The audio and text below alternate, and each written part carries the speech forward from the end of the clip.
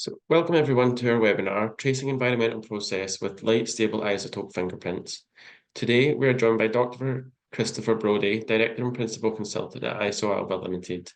Christopher has a background in environmental sciences and biochemistry in the context of paleo-environmental change and nearshore and lake system process using trace elements and stable isotopes. Today's webinar will explore the basic principles in stable isotopes and examples of how they can trace biochemical processes. As always, there'll be a chance to ask questions at the end of the presentation, so please submit these in the Q&A option at the bottom of your screen at any point during the presentation, and I will ask these on your behalf later on. Thank you for logging in today, and I will now hand you over to Christopher.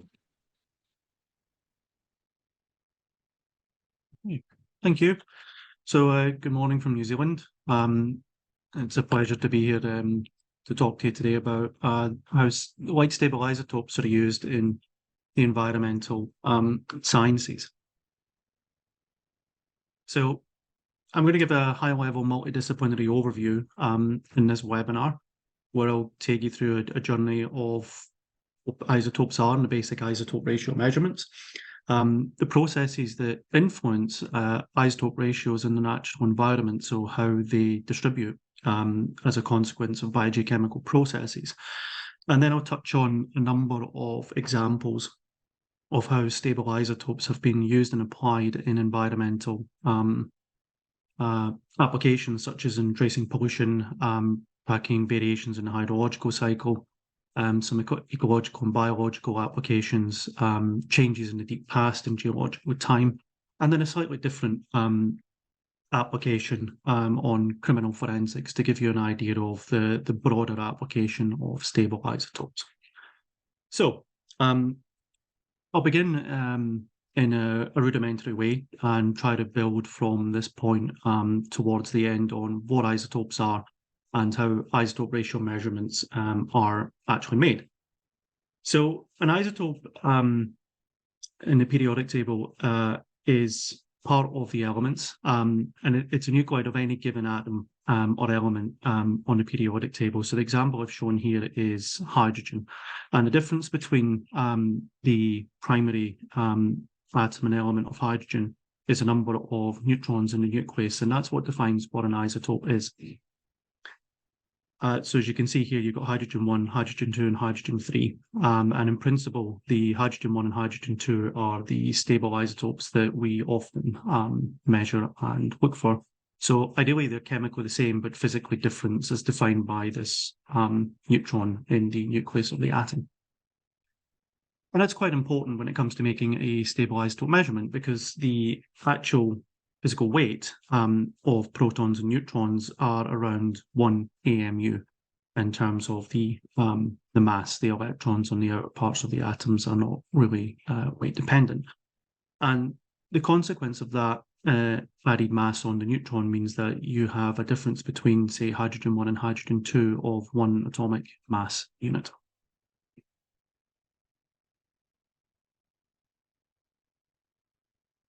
Now, the natural abundance of stable isotopes are quite variable, with the hydrogen, oxygen, carbon, nitrogen, and sulphur. And the stable isotopes don't all appear in the natural environment in the same composition or concentration, with the most abundant being the light isotopes of each element, and the least abundant being the progressively heavier isotopes of each. And that will become important in how the natural biogeochemical processes are able to differentiate the isotopes during the processes that are undertaken. And so how are the actual isotope ratio measurements made? The atomic mass unit difference that's caused by the additional neutrons in the atom's nucleus is what allows the technology to discriminate between one isotope and the other. And a simple analogy to think about how an isotope ratio mass spectrometer works is with respect to white light moving through a prism, where the isotopes of interest are concentrated in one particular focused beam. They're passed through a magnetic field, and the resulting dispersion of those isotopes come out looking something like a rainbow. And the different colours of the rainbow have little detectors at the end of it, which are able to sit and look out for the different isotopes coming out. And as a consequence, they're able to make some sort of detection and estimation as to how many isotopes of a particular element are there. So how does this look in practice? Well, this is one example of what an isotope ratio mass spectrometer looks like. And there are a number of different front ends, peripherals, if you like, that will be able to interface with an isotope ratio mass spectrometer. And the point of the front ends, which sit on top here, are to take a sample material, convert them to a gas, a group of molecules, and pass them into the isotope ratio mass spectrometer where they can actually be measured. So the example I've shown here is an elemental analyzer, which is the most common approach in stable isotope ratio mass spectrometry. And what happens in here is when you have a sample material, it's placed in an autosampler, it's dropped into a high temperature reactor system, which converts the sample in either a oxygen-rich environment or a non-oxygen-rich environment. And it creates molecular gases such as carbon dioxide, where carbon isotopes will be measured, dinitrogen, nitrogen isotopes, sulfur dioxide for sulfur, hydrogen, and carbon monoxide for the oxygen isotopes. And once it's created these gases, it needs a way of differentiating between them initially. So they're generally passed over some sort of chromatography column in order to separate these different molecular gases out, and then they are passed into the isotope ratio mass spectrometer. Now, at this stage, they're just one single mass of gas, and they're in molecular form. So they're not actually in a form at this stage where the mass spectrometer can actually measure them. And now this is what the back end actually looks like, the lower part of the isotope ratio mass spectrometer. So once the gas has been converted into the molecules, it's passed through into the mass spectrometer, initially into an ion source. And in this ion source, the molecular gases are converted to ions. And these ions are then accelerated at very high speed into a set magnetic field. And the magnetic field is what essentially acts like the prism for the white light, which separates out the different ions into their requisite colours of the rainbow. And the detectors at the far end count the number of times an ion actually hits the detector, and they're ratioed against one another to determine what the relative isotope ratio is. And so the ion source is quite a critical part. And what actually happens in the ion source when the molecular gases are passed into it, it goes into one big cloud, and in the ionization chamber of the ion source, there's a constant stream of electrons which bash into these molecules. And as they bash into these molecules, the electrons and one or so of the electrons in the molecules are removed. And in the process of doing that, it converts the gas from a molecule into an ion, and it provides it with a charge. And this charge is what allows it to be accelerated and then ultimately separated. And although the electrons are moved, as we saw earlier, there is no change in the atomic mass. So the atomic mass units still remain as 1 or 2 for hydrogen, or for carbon 12 or 13.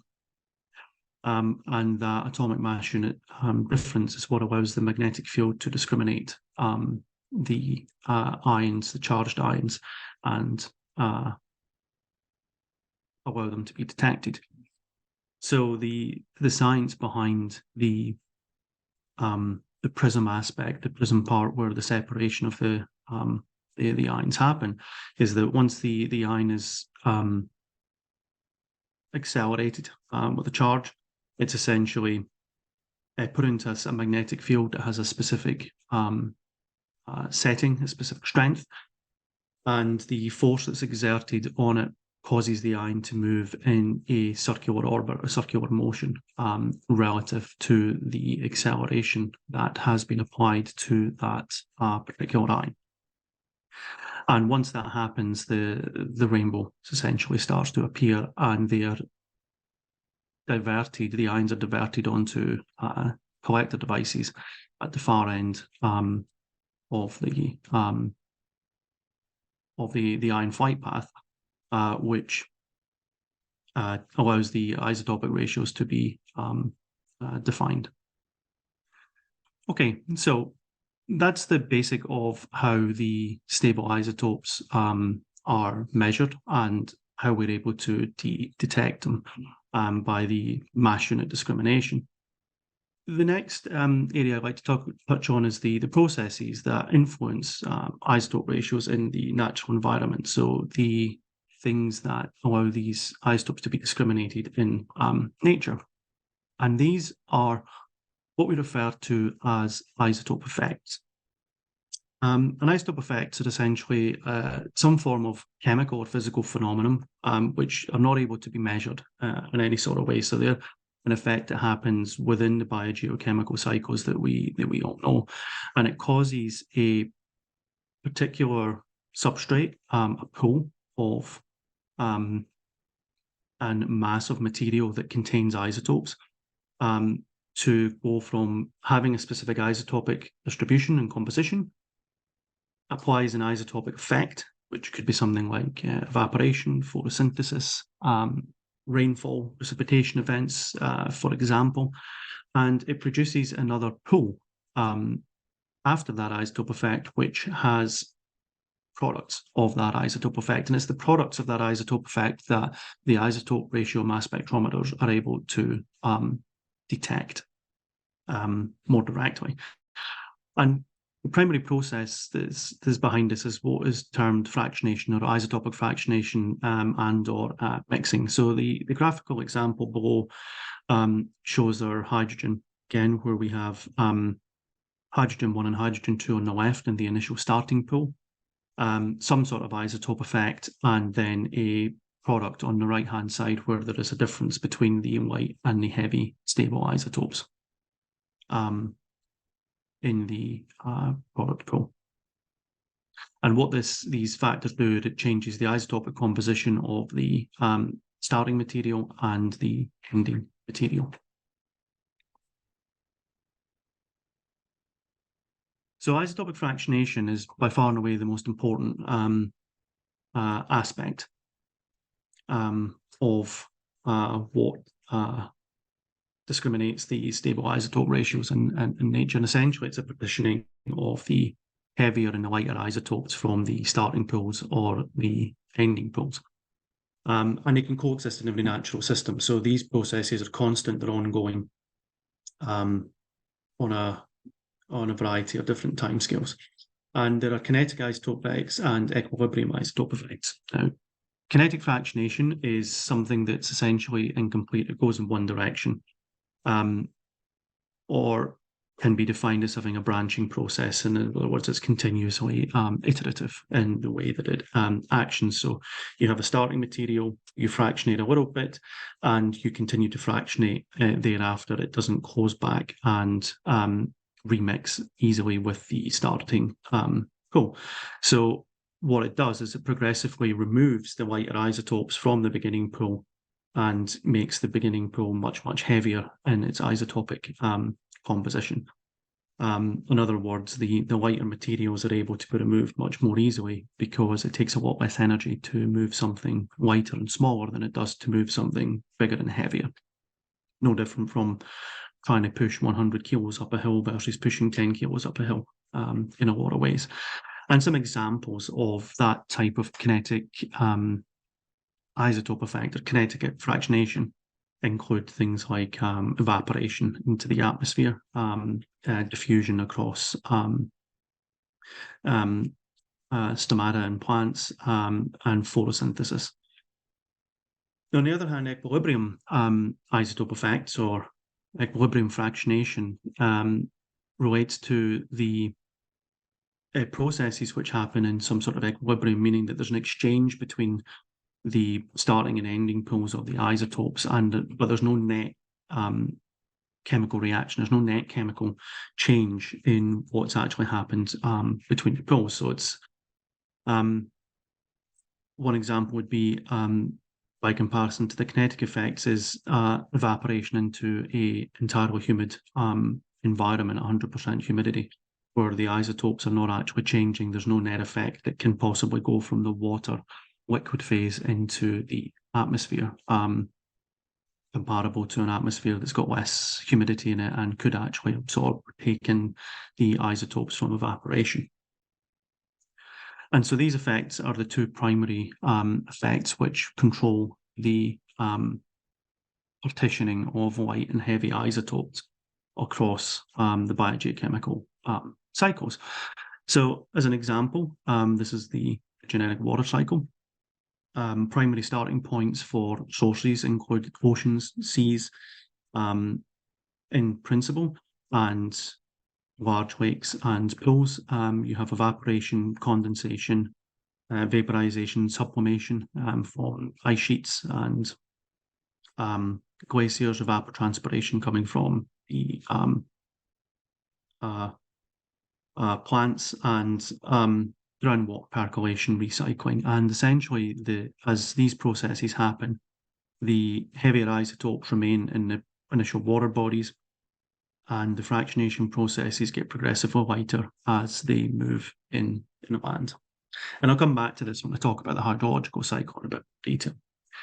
However, a diagram I'd like you to remember is this, and this is a global map of oxygen isotope distributions, which demonstrates the considerable variability across longitudes and latitudes as to how this change in isotopic composition happens within the hydrological cycle.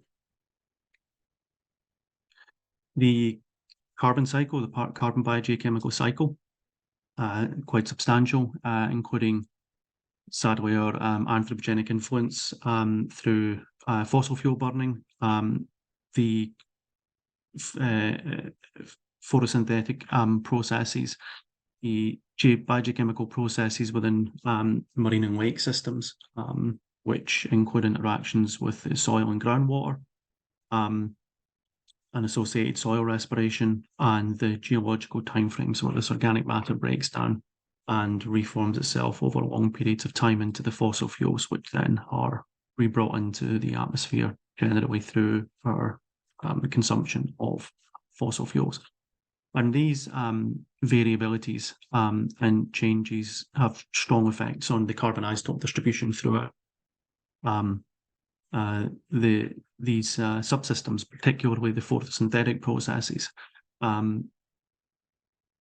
which are amongst the strongest fractionating processes within Mother Nature, and I'll touch on this in the biology section. The nitrogen cycle is essentially associated with the way that nitrogen returns itself to the atmosphere as nitrogen gas, going through the various nitrification, denitrification, ammonification processes, largely within the oceans and the soil systems. And we'll look at how the oxygen and nitrogen isotopes of these nitrates that are coming from various different sources on the land, in particular water bodies, can be particularly helpful in differentiating the sources of pollution.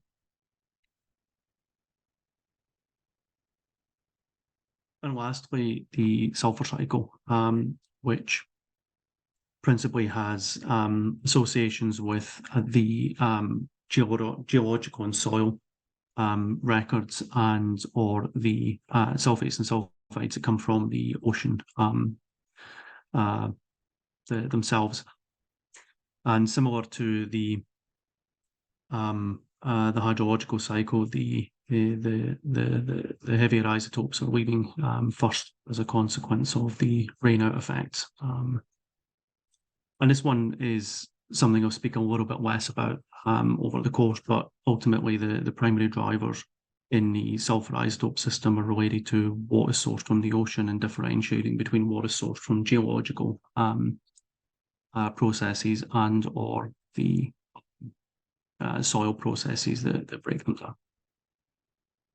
So to move on to the first example, the tracing pollution nitrates in the water system. So the nitrate directive, which is quite well known across the European Union, aims to protect quality of water, and in particular has a focus on agricultural sources, or agricultural derived nitrates and how they enter the water systems. And there is a demand in trying to understand where the particular source of nitrates come from in order to remove them. So where nitrates get into the water system in really high concentrations, and this can be accompanied by other elements such as phosphorus, it can lead to significant problems with eutrophication. And the consequences of eutrophication is that you get substantial increases in the biomass activity, plant growth, and or phytoplankton activity in the lake or river systems, which ultimately change the ecosystem. A perfectly good example is actually the small lake at the University of Stirling, where I did my undergraduate degree. So before Stirling University was built, the area itself was farmland. It was heavily farmed, and there was a lot of fertilizers and animal byproducts on the land, and all of that has ran into a very, very small lake pond system, which at the beginning of every spring and summer rapidly turns from a semi-clear water body into a mass pea soup of green overgrown algae and plants, which essentially strangle the ecosystem. So in such situations, it can have quite a devastating effect on the natural balance of a system and how a system actually responds and is able to respond with the biodiversity within the water body and around the water body, and exchange with the atmosphere. Now, the nitrogen and oxygen isotopes have quite specific signatures. So in the diagram on the right, you can see the different processes. For example, nitrification, denitrification, the signatures that come in from fertilizer or manure septic tank.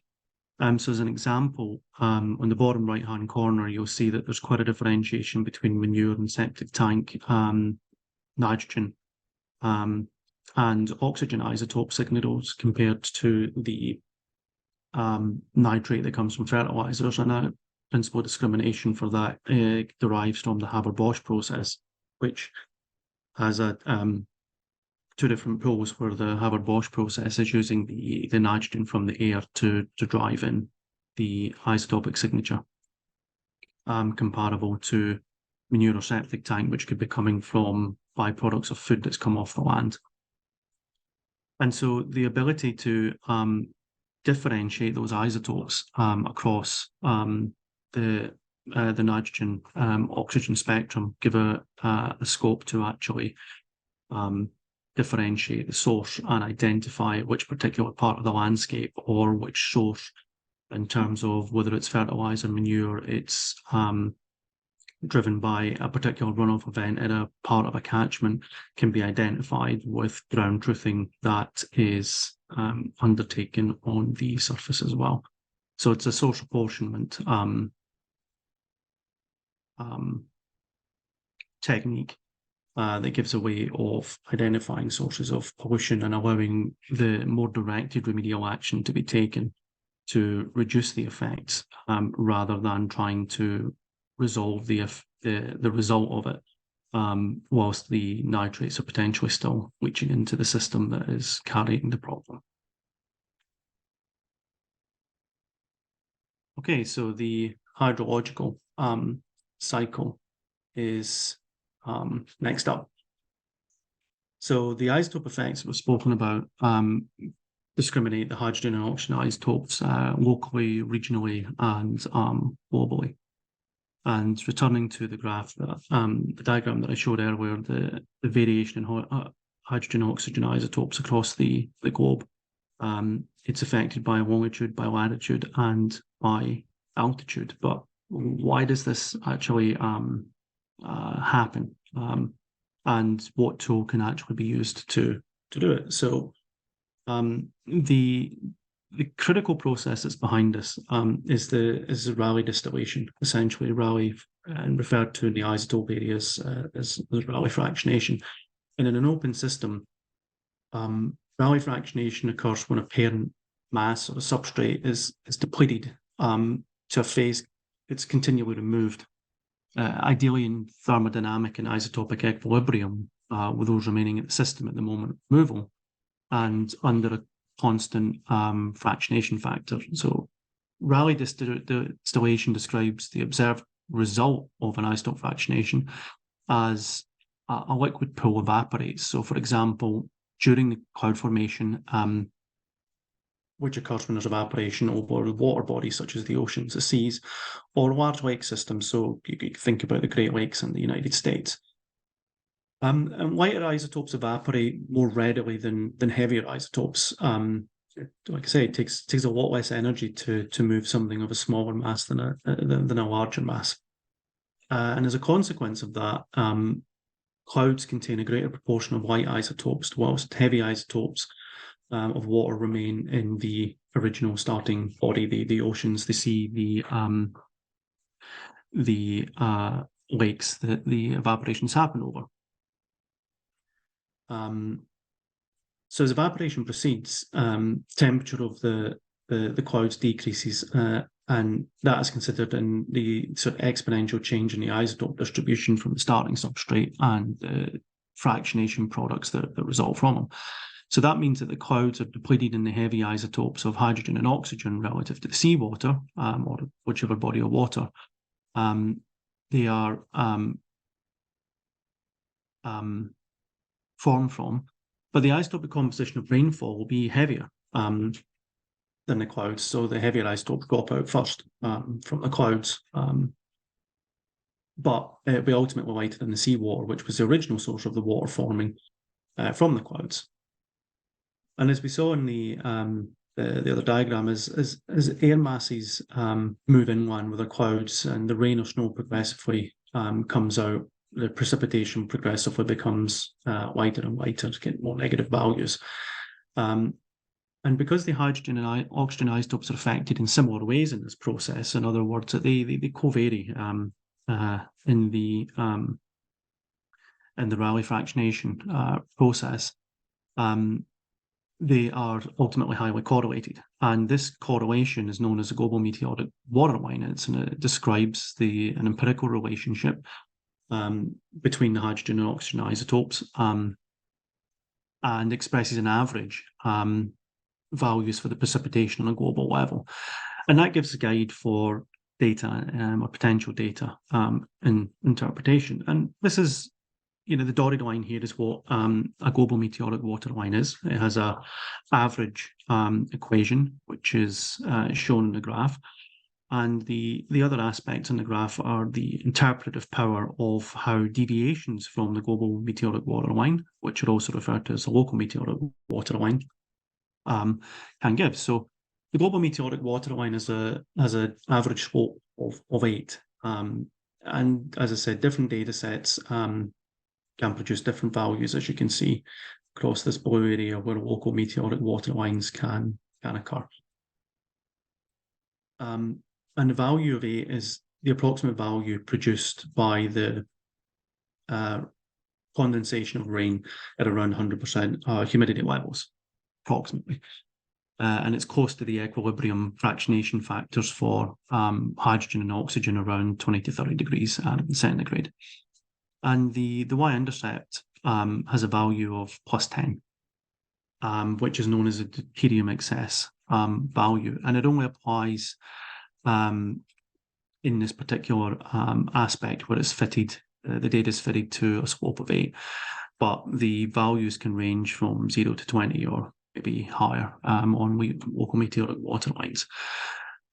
So the very idea that the hydrogen isotopes intersect the y-axis at +10, the deuterium excess value instead of 0, means that the global meteoric water line doesn't match the average composition of the ocean.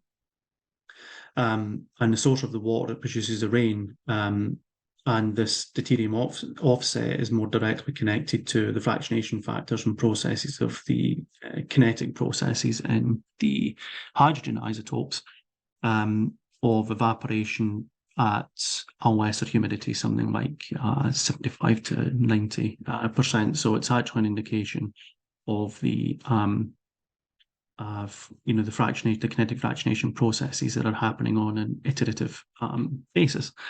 Now, the advantage of that is that as the local meteoric water lines fall either below or above this global meteoric water line, you're able to make a variety of different interpretations on whether there's major evaporative losses that are occurring, such as in hot and humid environments, or whether there's other types of processes going on within the clouds or condensation, and get a differentiation between different regions, different climates, and how the hydrological cycle is operating at a local level, whether it's in small lakes and rivers, or at a larger level, as it might be operating in, say, larger water bodies such as the smaller seas up to the oceans.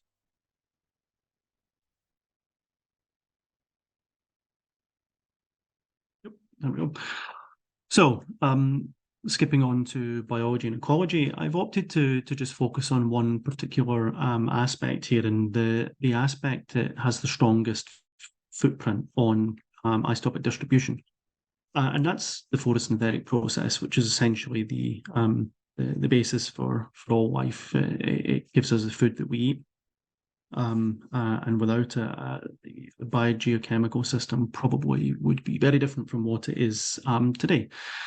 And the isotope effects caused by photosynthesis discriminate very strongly between the light and heavy carbon isotopes across longitudes, latitudes, altitudes. There's three primary photosynthetic processes that exist. The most common by which is exist in what are called C3 plants, the Calvin-Benson cycle photosynthetic processes, and they account for around 95% of the plants on Earth. Now, the differences in the C3, C4 in CAM plants is essentially the way that the carbon is taken into the stomata of the plant and then transferred and used as it's broken down and converted into its components of carbohydrates.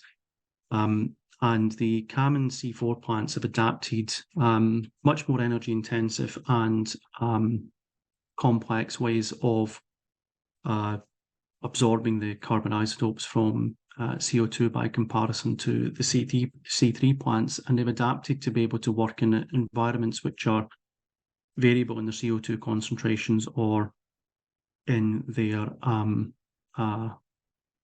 limited in their water or rainfall availability by comparison to environments that are more rich in these components. And that provides a basic general mechanism for understanding the potential climate or environment which these plants formed within. And so how does that actually look across the carbon isotope scale? So what we see is a very strong differentiation between the C3 and C4 photosynthetic pathways in terms of its use of carbon-12 and carbon-13, with the lighter isotopes being much more associated with the C3 plants and the heavier isotopes being much more associated with the C4 plants or the CAM plants themselves. And what that essentially demonstrates in a broad way. It's not 100% accurate, but it differentiates between C3 type environments, which are, say, forests and filled with higher vegetation types such as trees, by comparison to meadow type environments or grassland type environments that might be more associated with temperate or desert regions themselves. And this type of interpretation can be quite important in the paleoenvironmental interpretation concepts as well. And so moving into the paleoenvironmental change, this looks at how stable isotopes have been utilized in the deep past to understand past environmental and or climate change. And so these records in deep time have complex spatiotemporal effects, which are very difficult to understand because all the information is not particularly available. But these complex spatiotemporal variations also exist in the modern day environment. So one particular example is the oxygen isotopes from marine sediment cores, which have been derived from foraminifera calcite shells. And what they've demonstrated is that as the glacial interglacial cycles have waxed and waned over the last 3, 4, 5, 6, 7, 800,000 years or so in geological time, the oxygen isotope composition of the shells of the foraminifera have changed dramatically. And that is largely because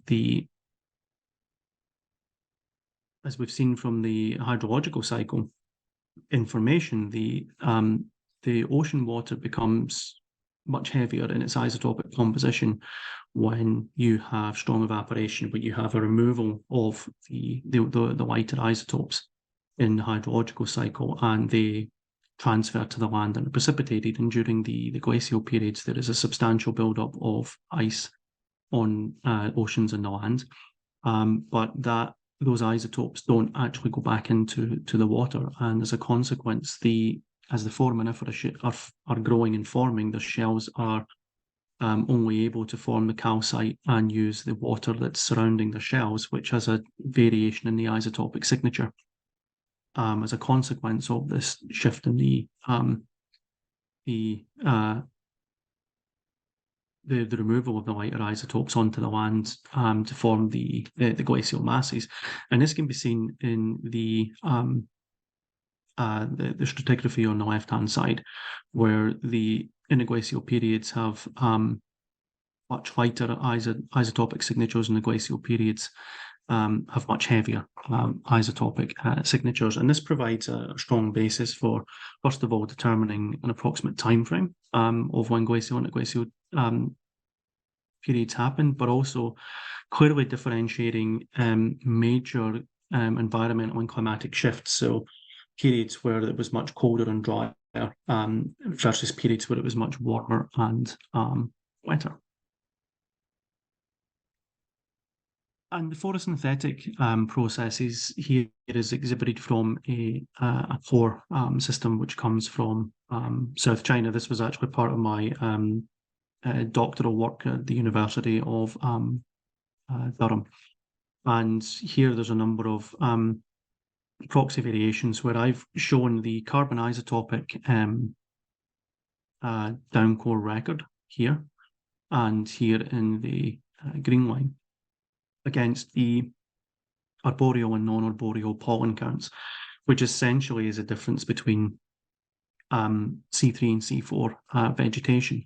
And what we're able to see is quite a high covariance between the carbon isotopic ratio, where we see values that are associated with C3 plant types, so higher plant types such as trees, correlating with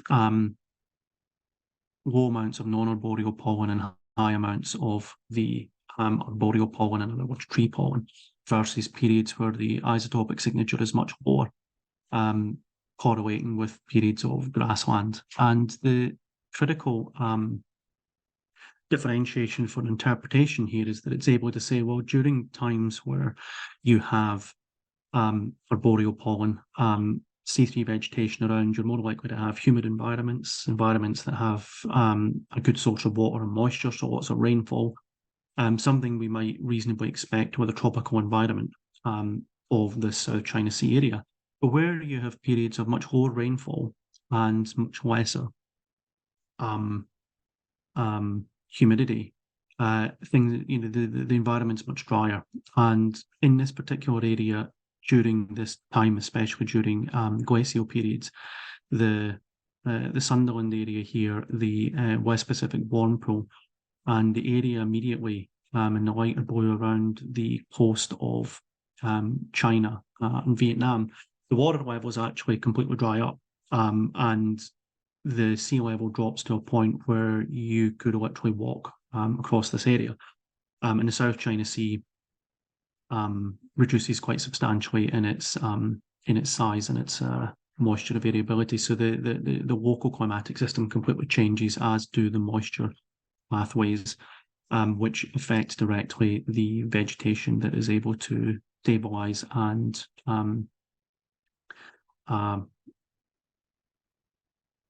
remain in the generic area. So it's, in a way, it's able to track large-scale changes in biomes and give insights into the changes in the biogeochemical processes themselves. Okay, so essentially coming back to summarize that in a very, very generic way is that Mother Nature is able to discriminate these isotopes and put a fingerprint on them, and this fingerprint is driven by all the type of biogeochemical processes that you can think of. However, these biogeochemical processes, everything we do, whether we're the food that we eat, the wines that we drink, our hair, our bodies, everything assumes these isotopes from our food sources, which are all derived from the land in some way, shape, or form. And so I wanted to give us a short insight to two examples in criminal forensics as to how these mechanisms I've spoken about and these isotope discriminations can help in a different application field. So one example is on correlating coca leaf hydrogen and oxygen isotopes with the hydrological processes, rainfall events, and differentiating between latitude and longitude and altitude. And this was a case that was published in Nature, but was actually used to help identify unknown cocaine trafficking routes coming from South America into the United States of America. And what the oxygen isotopes, in particular, alongside the carbon nitrogen isotopes, were able to differentiate was variations in the where the cocoa growing regions were. So the cocoa leaf, which ultimately carries the signature all the way through to the resultant cocaine that was made and distributed, still carries the signature of where it was produced. Whether it was high up in the mountain, it was down by the coastal areas, and that is related to the soil. It's related to the rainfall events, the length of space between the coastal areas and where the plants were actually grown, and taking all these different samples and analysing them and correlating them with known environmental parameters in across Colombia. The DEA were able to make an identification of where to actually go look for these unknown sources of the cocaine, and it was actually able, alongside multiple other geochemical fingerprints, to identify specifically the areas that were targeted and consequently remove the source of the cocaine itself.